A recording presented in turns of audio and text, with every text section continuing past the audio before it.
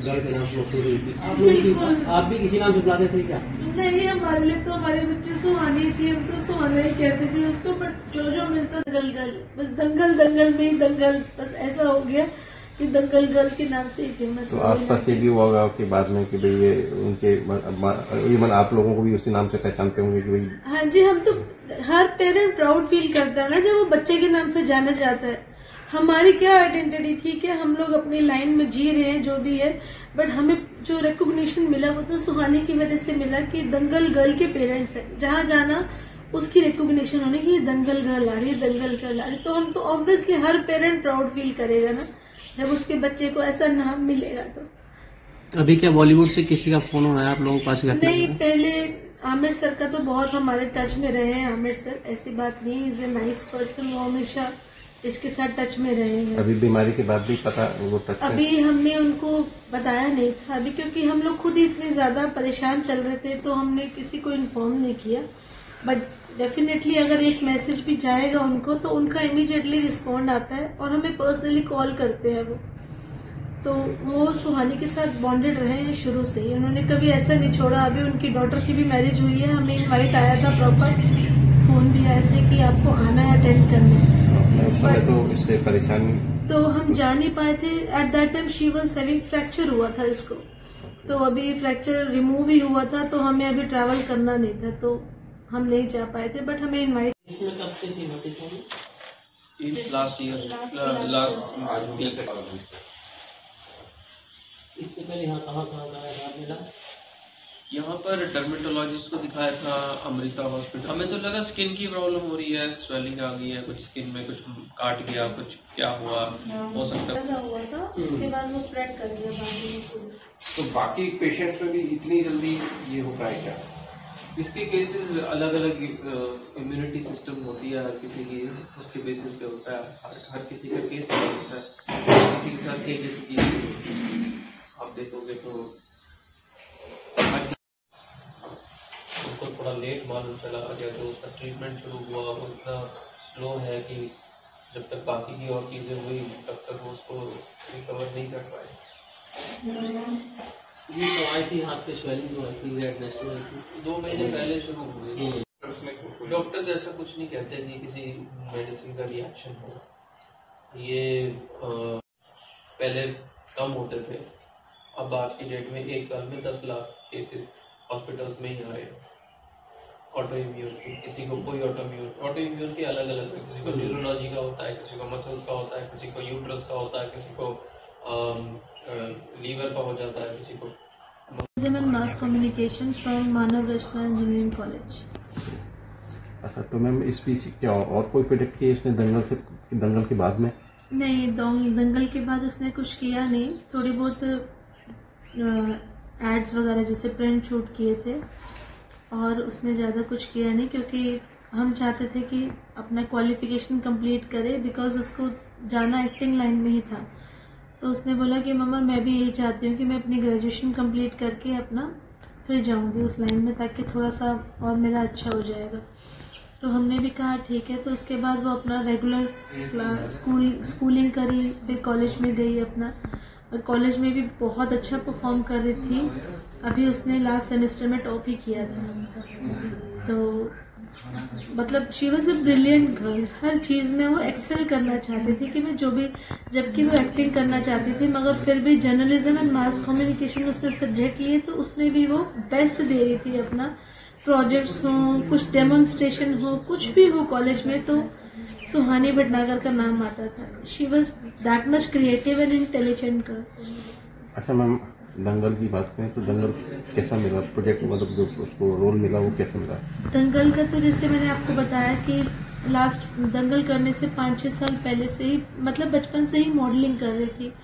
तो मॉडलिंग वगैरह करते करते ऐसे ऑडिशंस के लिए हमें आते रहते थे व्हाट्सएप, तो हमें दिल्ली में बुला लिया था कि आप एक बार ऑडिशन देने आ जाओ, कि दिल्ली बॉम्बे से आ रहे हैं। तो इतने सिंपल कैजुअली दे दिया था ऑडिशन।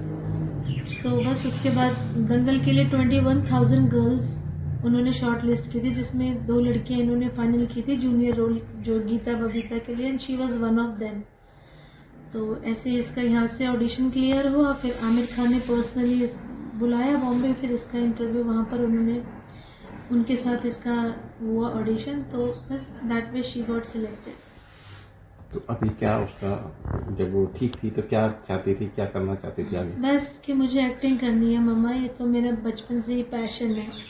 और कोई उसने क्लासेस नहीं ली थी, ना ही हम लोग तो इंजीनियर्स हैं दोनों, हमारे तो कोई बैकग्राउंड भी ऐसी नहीं थी, बट कहते थे she was born to be. लेकिन आपका सपोर्ट पूरा था? हमारा सपोर्ट बिल्कुल था, क्योंकि हम चाहते थे जो हमारा बच्चा करना चाहता है वो करे, फुल्ली करे उसको अच्छे से, तो हम सिर्फ उसको सपोर्ट ही कर रहे थे। बाकी टैलेंट तो उसका अपना ही था, इसमें हमारा कोई भी रोल नहीं था।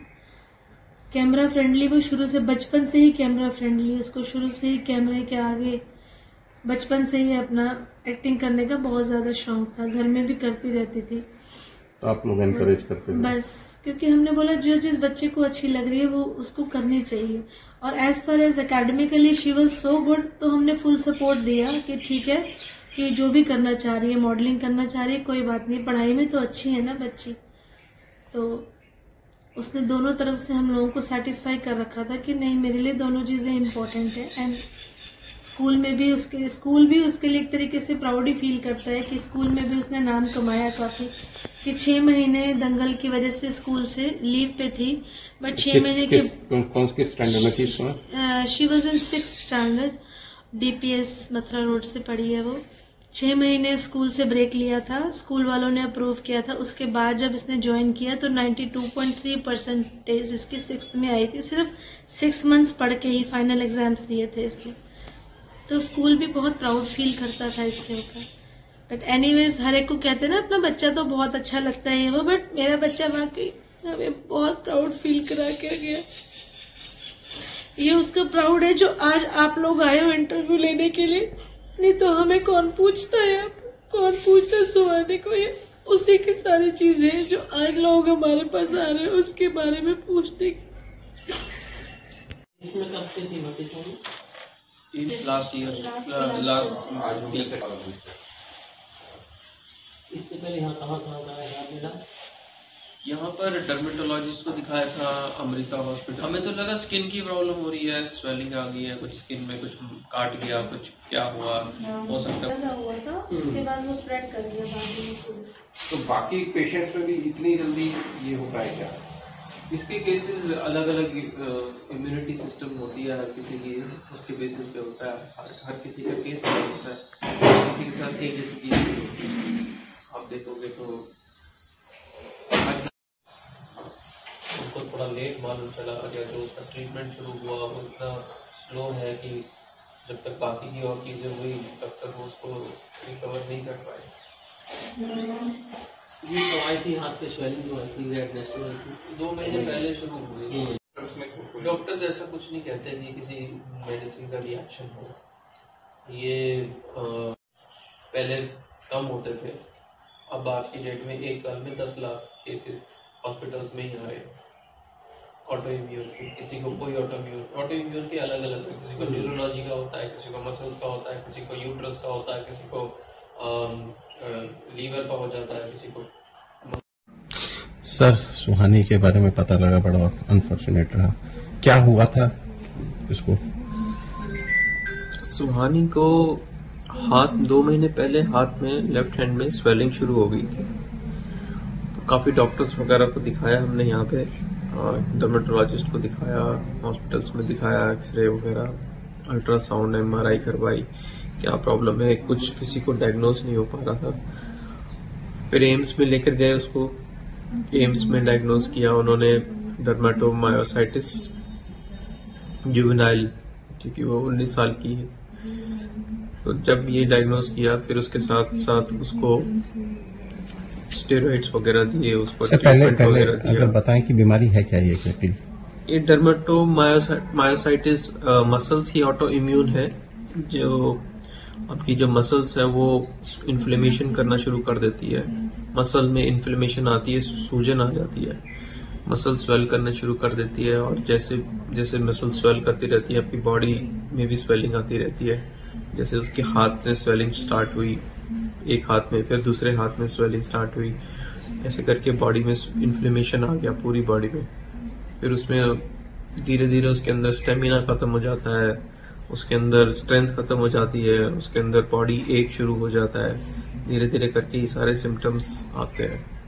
तो ये डर्मेटोमायोसाइटिस डायग्नोज करने के बाद उसका जो ट्रीटमेंट है स्टेरॉइड्स वगैरह, एम्स में जब उसको एडमिट कराया तो उन्होंने ये ट्रीटमेंट शुरू किया।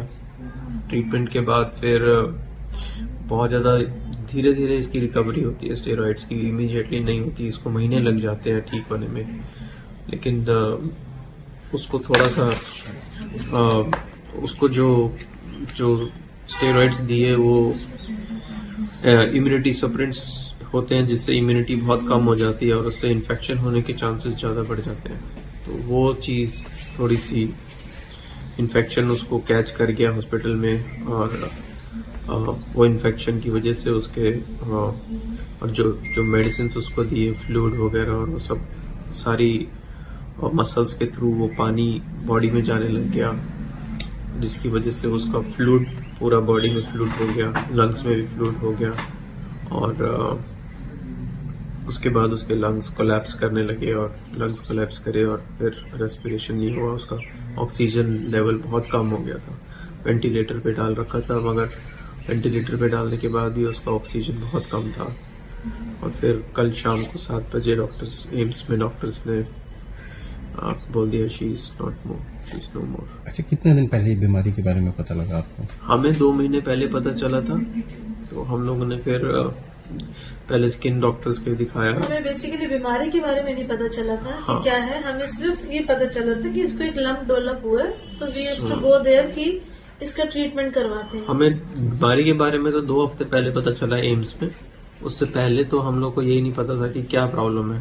एक हाथ में स्वेलिंग आ गई है, तो हमें लगा कि क्या प्रॉब्लम है, देखते हैं डॉक्टर से मिलते हैं, क्या बताते हैं वो। तो पहले यानी कि पता ही नहीं लगा? कितने पहले डॉक्टर्स ने पता किया तो उन्होंने सेलुलाइटिस बोला, कुछ ने टेस्ट करे तो सेलुलाइटिस के बारे में कहने लगे, सेलुलाइटिस के एंटीबायोटिक्स दिए। सेलुलाइटिस नहीं था वो एग्जैक्टली, उसके फिर कुछ रिएक्शंस वगैरह हो गए बीच में, फिर उसको कोल्ड कफ शुरू हो गया। उस तरीके से फिर उसकी हालत थोड़ी बिगड़ती गई। फिर हमने एम्स में जब कराया, उन्होंने अपने टेस्ट वगैरह करे तो उन्होंने डर्मेटोमायोसाइटिस को। अच्छा, कितनी रेयर बीमारी है ये? ये बहुत रेयर है बीमारी, ये ऑटो इम्यून की ही एक तरीके का ऑटो इम्यून है जो मसल्स को अफेक्ट करता है, और ये बहुत रेयर है। डर्मेटोमायोसाइटिस इस लेवल का, जो डॉक्टर से मेरी बात हुई थी तो बता रहे थे कि 5 वर्ल्ड वाइड 5-6 केसेस हैं, और कुछ की रिकवरी हो गई, कुछ की नहीं भी हो पाई, बट ये बहुत रेयर है और बहुत रिस्की और डेंजरस है बच्चों के लिए तो खासकर।